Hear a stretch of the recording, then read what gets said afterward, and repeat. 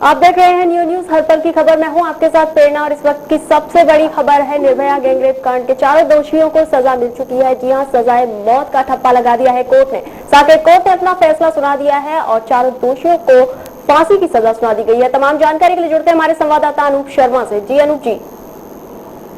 देखिए प्रेरणा, जैसा कि पहले से तय था कि आज ये फैसला सामने आना है। साकेत कोर्ट ने परसों अपना फैसला सुरक्षित कर लिया था। लंबी बहस के बाद दोनों पक्षों को सुनने के बाद साकेत कोर्ट ने फैसला सुरक्षित किया था और आज शुक्रवार को ये फैसला सामने आया है। लगभग 9 माह का समय गुजरा।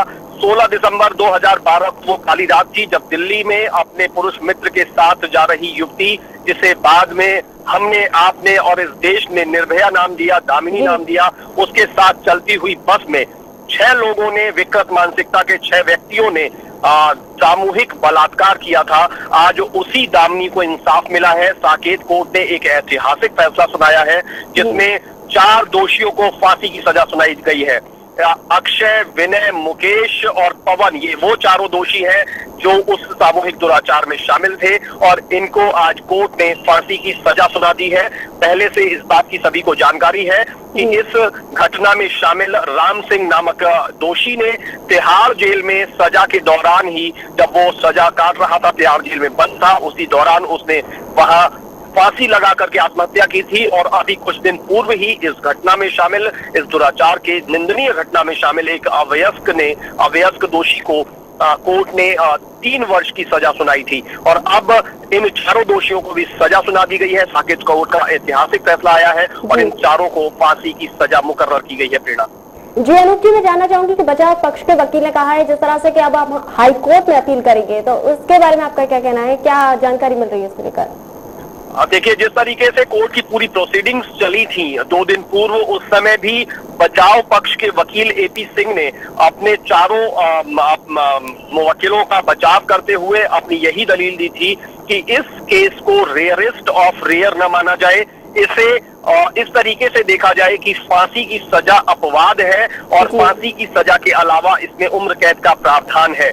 लेकिन वहीं सरकारी वकील ने इस मामले में अपनी तरफ से पैरवी करते हुए स्पष्ट कहा था कि ये रेयरेस्ट ऑफ रेयर केस है। पूरे देश में इस घटना की निंदा हुई थी और अभी भी देश में ये माहौल है कि आगे ऐसी घटनाओं की पुनरावृत्ति ना हो, इसलिए कोर्ट से सरकारी वकील ने यही मांग की थी कि इसे रेयरेस्ट ऑफ रेयर माना जाए और दोषियों को फांसी की सजा दी जाए। और आखिरकार साकेत कोर्ट ने आज चारों दोषियों को फांसी की सजा सुनाई। लेकिन अभी भी बचाव पक्ष के वकील एपी सिंह का कहना है कि वो इस फैसले से संतुष्ट नहीं है और अभी उनके पास आगे की न्यायालयों का, आगे की कोर्ट्स का रास्ता खुला है और वो अपने मुवक्किलों को लेकर वहां जाएंगे। पीड़ित पक्ष के लोगों का इस फैसले पर क्या कहना है? किस तरह की उन्होंने हर्ष जताया है? किस तरह से स्वागत करते हैं इस फैसले का वो? देखिए प्रेरणा, लगातार जब से ये मामला सामने आया और उसके बाद से जिस प्रकार से देश में माहौल बना, तभी से पीड़ित उस दामिनी नामक युवती के परिवार ही नहीं बल्कि आम जनमानस ने उसे अपनी बेटी, अपनी बहन माना, अपना रिश्तेदार माना और इस घटना को हर एक व्यक्ति ने अपने से जोड़ के देखा और एक सामूहिक मांग उठी कि अगर देश में इस प्रकार की घटनाएं, देश छोड़िए, देश का दिल यानी केंद्रीय राजधानी दिल्ली में अगर इस प्रकार की घटनाएं हो रही हैं, तो आज आम आदमी, आम महिला, आम किशोरी, आम युवती कहाँ सुरक्षित है? तो एक बड़ी आवाज पिछले लगातार आपने देखी कि बड़े एक आंदोलन के तौर पर मुखर हुआ था ये मामला और इस मामले को इस तरीके से रिप्रेजेंट किया गया या हर व्यक्ति ने अपना रिप्रेजेंटेशन दामिनी या निर्भया के साथ जोड़ करके इस तरीके से दिया कि वो सभी ये चाहते थे, हर व्यक्ति ये चाहता था कि इस मामले को नजीर बनाया जाए और कुछ एक नए ऐसे फैसले सामने आए, कुछ नए ऐसे कानूनी प्रावधान सामने आए जिससे आगे इस प्रकार की दूषित विकृत मानसिकता की घटनाएं न आए। और उन्हीं आखिरी सवाल, देश की जनता इस फैसले के बाद अपने आप को कितना सुरक्षित महसूस करती है, खासतौर से महिलाएं और औरतें, किस तरह की राय है उनके बारे में?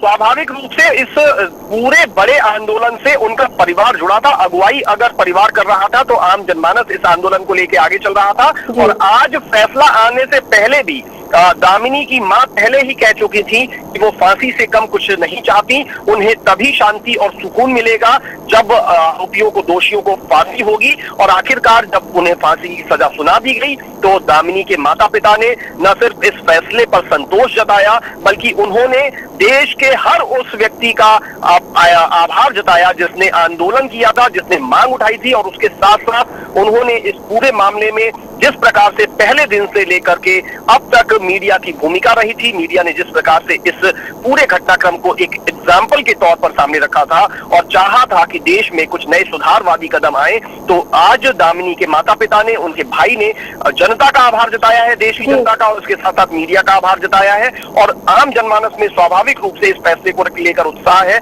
महिलाएं इस कदम का बढ़ करके स्वागत कर रही हैं और वो ये उम्मीद जता रही हैं कि ये फैसला एक नजीर बनेगा और भविष्य में इस प्रकार की घटित घटनाएं सामने नहीं आएंगी। लोग कम से कम इतने विकृत अपराध को करने से पहले सोचेंगे कि इस देश में कानून नाम की भी कोई चीज है। जी जी, बहुत शुक्रिया अनूप शर्मा जी। ये थे हमारे साथ हमारे संवाददाता अनूप शर्मा, जिन्होंने हमें तमाम जानकारियां दी। जी हाँ, दिल्ली गैंगरेप के फैसले पर कोर्ट ने मोहर लगा दी है और चारों दोषियों को फांसी की सजा हो गई है। आप देखते रहिए न्यू न्यूज, हर पल की खबर।